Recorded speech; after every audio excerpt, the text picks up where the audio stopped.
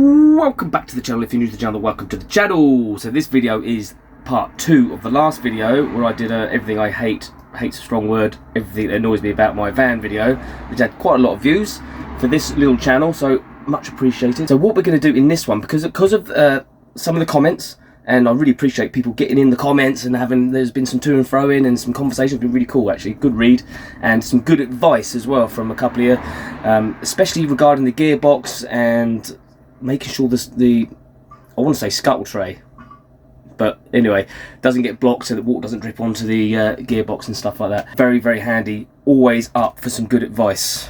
What I'm going to do is I'm going to start off by talking to you about the van. I'm going to tell you about the van.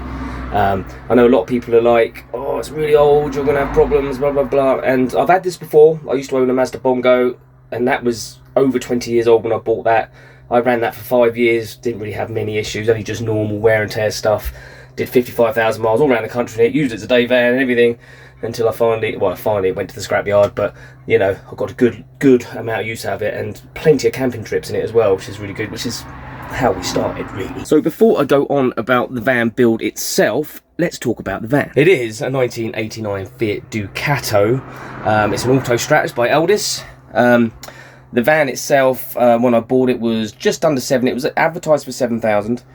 We got him down to 6, I think. Can't remember now. 6. We got about 250 quid off it, I think, roughly. So just under 7,000. It came with 11 months MOT, and I went through all the MOT history, as you should always do. And the van had only been doing about between 1,000 and 2,000 miles per year. It had a tiny bit of welding done many years ago. But basically MOT failures were silly things like track rod ends, bushes, you know, all those normal things, you know, brakes, tyres, all of that stuff. So there was nothing absolutely major apart from that little bit of welding which was done on the MOT history. The guy I bought it off was a nice older fella, nice older couple that had been using it literally just to do a few trips a year down to the New Forest and back, not really using it all that much, to be honest. And he had a wad of history with the van, all the, you know, services and all sorts of things that have been done over many years, which was also a really good sign. Had 54,000 miles on it, just over 54,000 miles, which is really low. Now has 57,000 miles, or just over 57,000 miles since I've had it. I've had it a year actually. I think it's just gone its year anniversary that we bought it. It is a 2-litre petrol, not diesel, and it is dual fuel, so it has an LPG tank under this seat, under here,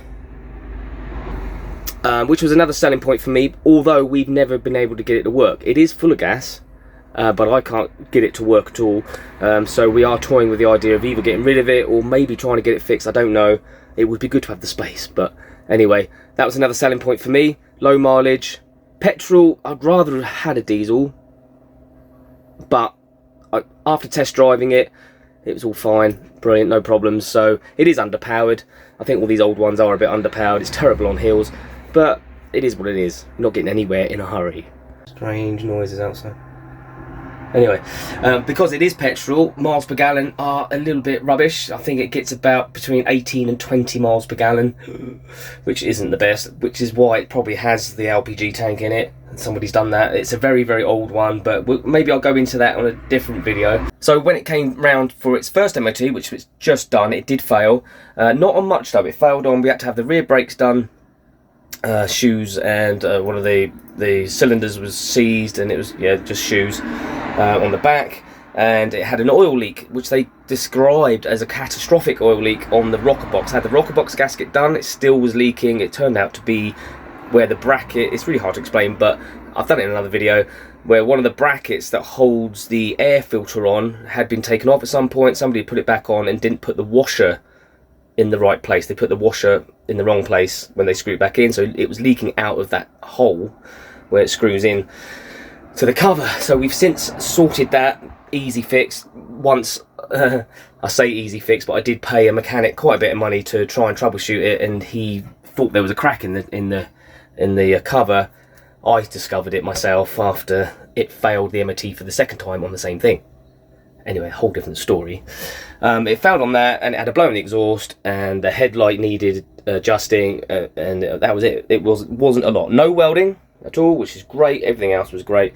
So MOT, even though it did cost me a bit of money, but because of the troubleshooting, the oil leak mainly, it wasn't a bad failure. So for a 33 years old? 33-year-old van, pretty good actually. It does have power steering. It's electronic power steering as well, which is also another bonus. And that's all there is to say about it really. It's got a roof rack, and it's got a great big roof box on the top, the ladder on the back, and it's 6.5 meters long by 2.5 wide, something like that. You know, so it's not the hugest. That's a weird word. The biggest motorhome on the road, but it's not the smallest motorhome on the road either. But it suits us to a T. Now then, let's go through the things I love about this van. Firstly, the layout. And there's Biscuit. She's a 2010 model, I think. Very poorly at the moment. She's got a bad tummy, so she's been thrown up a bit, but she hasn't thrown up for a while now. So she's had a drink of water and she's holding it down. She's going back to sleep. So hopefully she's going to be better soon. But she does have a condition, so we're keeping a close eye on her. Right. So this is the layout when we bought it. As you can see, it's very different, and it was very blue. The whole van was blue. The old outside of the van was blue. It's not anymore. It's white, and the inside was very different. It was very dated. All original appliances and stuff all worked, which is fine. But obviously we ripped the whole lot out.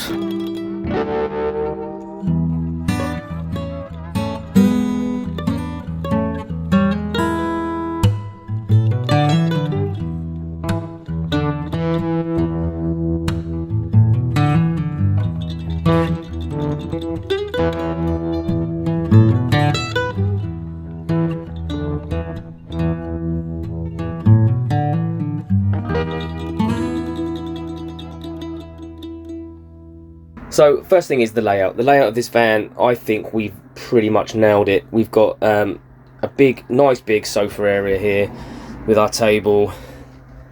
That's just a curtain obviously to block off the cab, but the cab can be open. It's got a captain's chair behind there as well, but it's a mess in there, so I'm not going to show you that right now.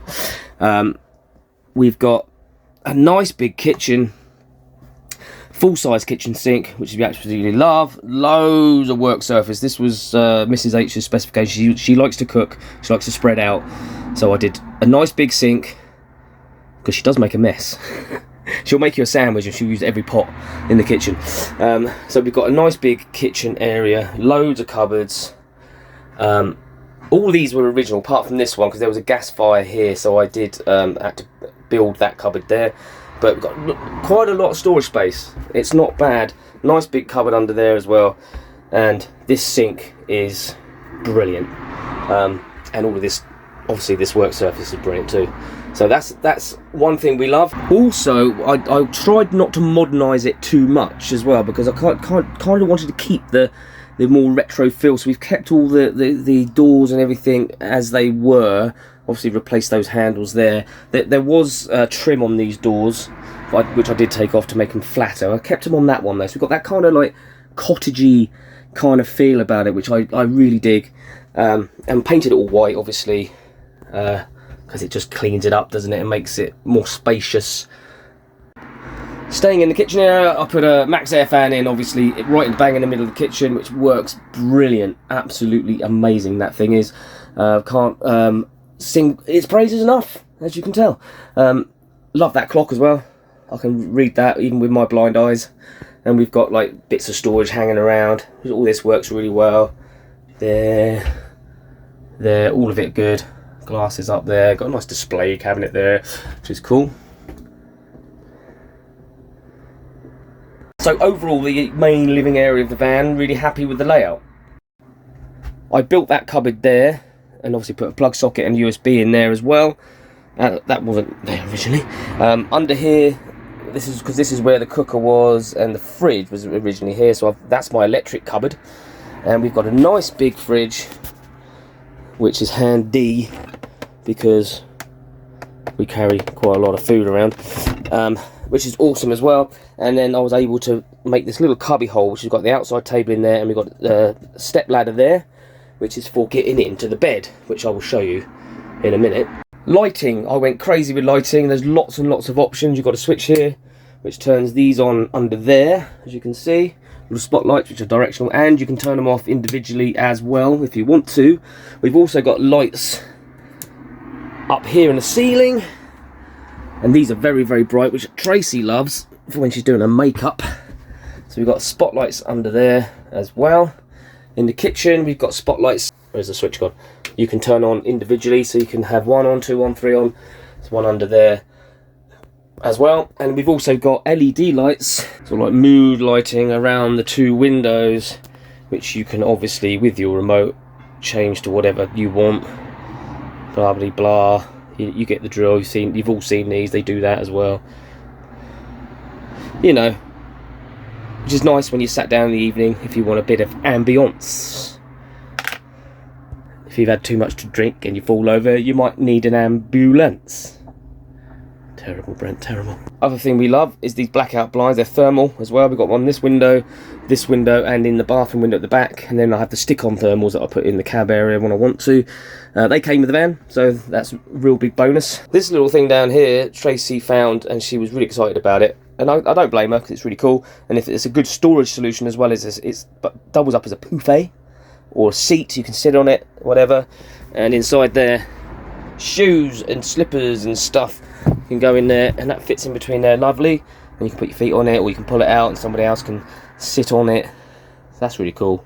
And heating, we've got the good old Chinese diesel heater, which are absolutely fantastic. Keeps this van hot as you like. And there's the outlet there. There's a reason I've done that. The reason was I had the standard vent on there, but it was blowing onto the fridge, making the fridge hot. So I put a T-junction on there. Now the heat blows that way and that way. Works really great. Looks weird, but there you go. We do have the original boiler in. This is the Cascade 2. Does play about a bit. It's a bit sentimental. So yeah, I have to keep going outside and messing around with it, but it works, and then it doesn't, and then it does sort of, and then it doesn't. And it does smell a bit sometimes, not always, sometimes smell a bit gassy, so I do make a point of turning the gas off when I'm not using it. I'm getting rid of it. I'm going to get a heater, diesel heater system, a heat exchange, blue, but it's about 400 quid for that. I don't have the money at the moment, and I'm going to stick a larger tank under there, a 20 litre tank rather than the 9 litre, which that comes with. But basically that will heat off the diesel heater. So that'd be a cool video to watch when I mess up installing that. Picture of a dog. Pictures of family. That's pretty cool. Them things. This thing, that's for cheese. That's got coffee in it. Brilliant. That's fake. So our power outlets, we've got some 240 power outlets. Obviously we've got a double there. And we've got two USBs there. We've got a double drink down there and two USBs there. We've got a double under there and pretty poorly placed USB under there. Yeah, that was a mistake. Anyway, don't look at that too hard. And we've got a double there and another double USB under there. Pan lids. One of the most important things you'll ever have in a van is kitchen roll. Also very important, carbon monoxide detector, smoke detector, and a homey sign. This is our curtain for the door, because it didn't have a blind on it. Well, it did, but it fell off. But that works really well. Kind of like that. Where you been? Our bin's there. Okay, so I'm not sure how many berth this van is. I think it could be classed as a 5 berth, perhaps. I don't know. But you've got bed-wise. This is how it works. Obviously, this all turns into a bed. You just take this tabletop off. That fits into there. And then you take that middle cushion out and put it in the cab area, and then these just fold out into a bed area. And obviously get rid of that back cushion, crack cushion, back cushion, if you want to have a bit more width. That's how that one works. Never really gets used. So where do we sleep?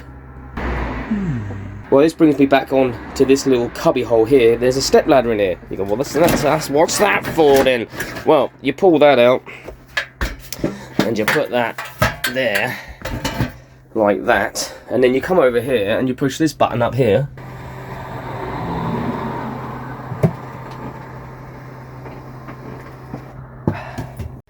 and that is your very messy bed. Excuse the mess, it's because we're taking the sheets off later to go to the laundrette. But what you do then is obviously you just step up the here, And you get into bed, and you've got a lovely comfy double bed. And also up there is the other overcab bed, which we use, our granddaughter uses. But we've stored our pillows up there. As you can see, that's all still cool.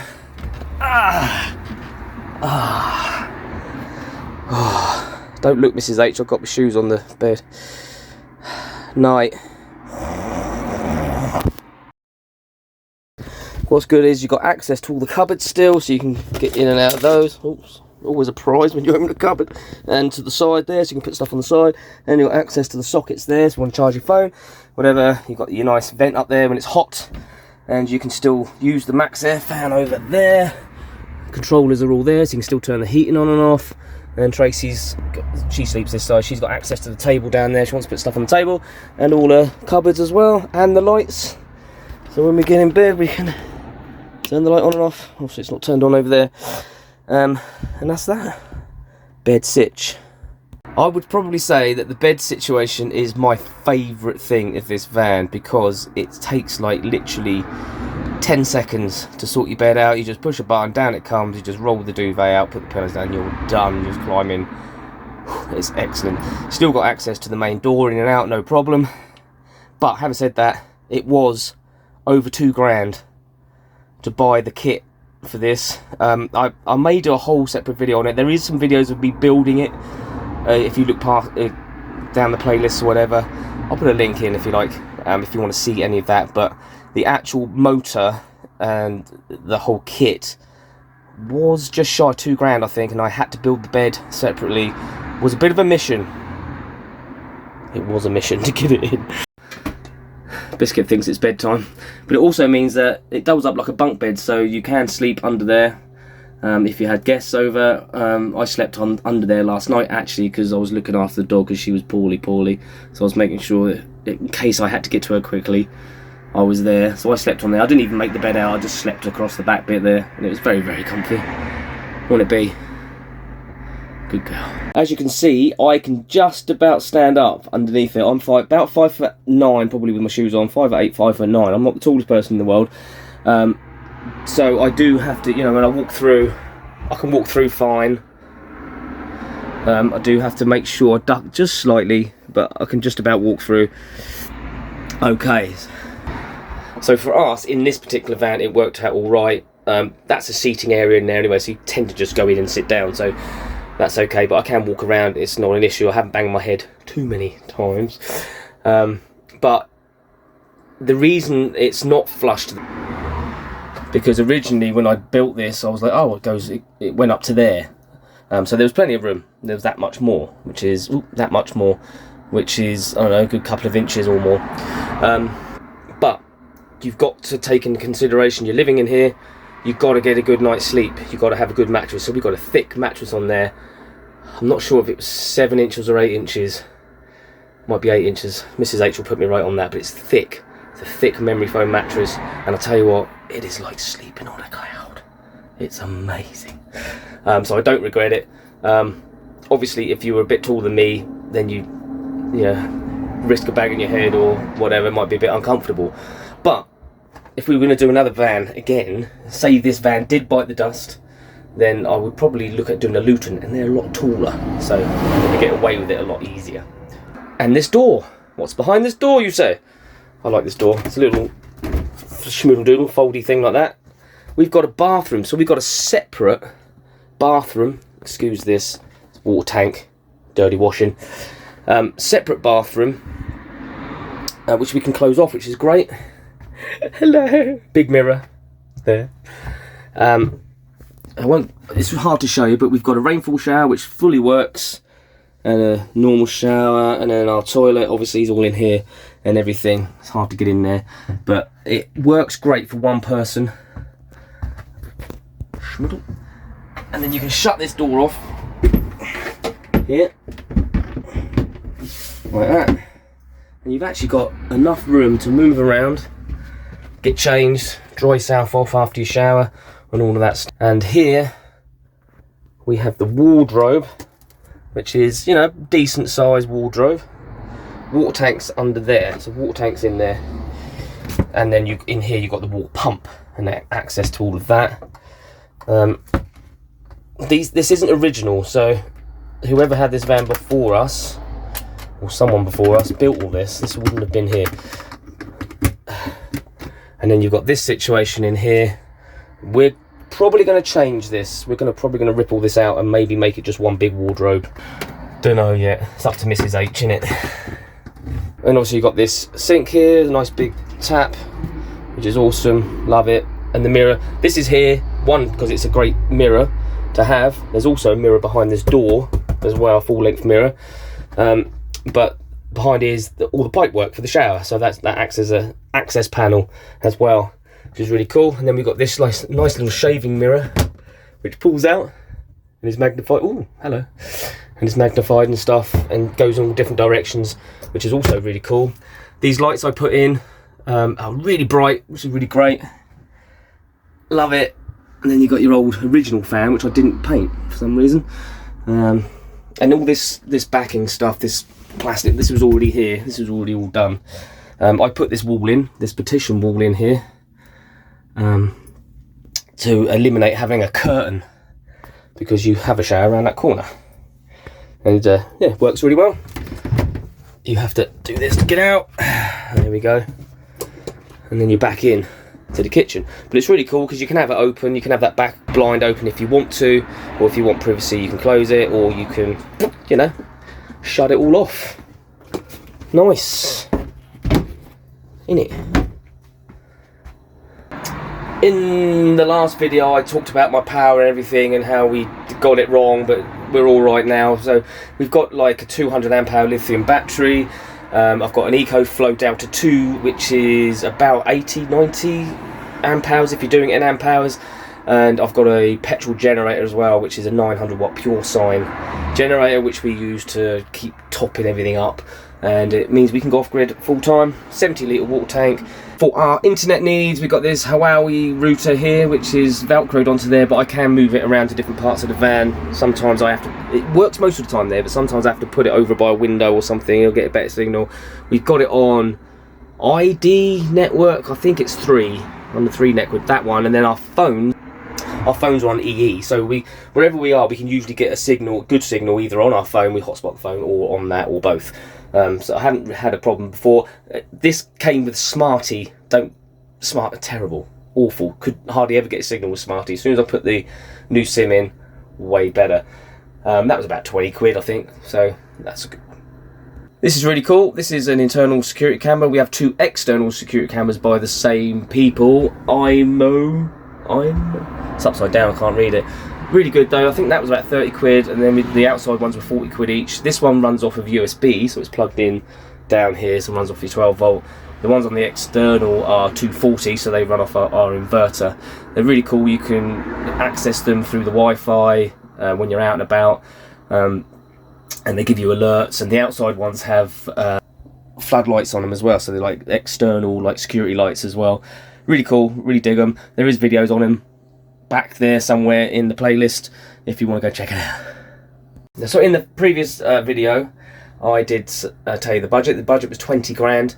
We had to do this van. We spent slightly more than that now, maybe more like 23, maybe something like that. I don't know exact figures, but and I do appreciate, and it has been pointed out, that this van is not worth that. I know that. The van as it stands, I'd be lucky to get half that, because it is old. It's an old girl. But having said that, you know, the reason we don't care about that is because this is our home. We live in this full time now, so we wanted it to be as practical and as comfortable as possible, which I think we've mostly achieved, you know. So I think that the positives outweigh the negatives from the last video, definitely. And if this van did bite the dust, which, you know, we hope it don't, not in the near future anyway, a lot of this stuff is transferable to another van, so we would take it, you know, if we had to scrap the van off, we would take most of the stuff out and put it into another van. I do fancy doing a Luton. I'm looking at Lutons. I'm a bit premature looking at other vans. We've only been in here 4 months. We've had the van a year, been living in it 4 months. But yeah, next time.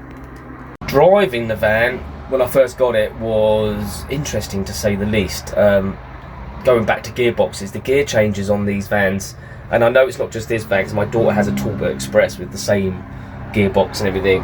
pretty similar to drive. I think it was getting used to the travel on the gears, and not being too aggressive. The more aggressive you are with it, the worse it is. And just, you've got to give it some time and just let it slide in, you know. But now I'm used to it. It's actually pretty good to drive. The steering is lovely and light. I can go long distances in it, and it feels really comfortable. And the gear changes, yeah, the gear changes are the gear changes. It's a squeaky clutch, it's a little stiff, and it's clunky. You know, it is what it is. I think they were originally left-hand drive and converted to right-hand drive, so they've got this weird gear linkage thing going on. This has been done. This was another selling point to this van. It had a new clutch as well, which I didn't mention earlier, and the gear linkage had all been adjusted, and so it's pretty good. It's all right, but I did have a gearbox leak. I'm pretty sure I still have a slight gearbox leak, even though I have reduced it on the speedometer, which is quite a common thing. Speedometer cable that goes into the gearbox. On low miles per hour, the needle does this, which is a sign apparently. I think it's leaking out of there a little bit, and the breather valve was stuck as well, so I've cleaned all that out.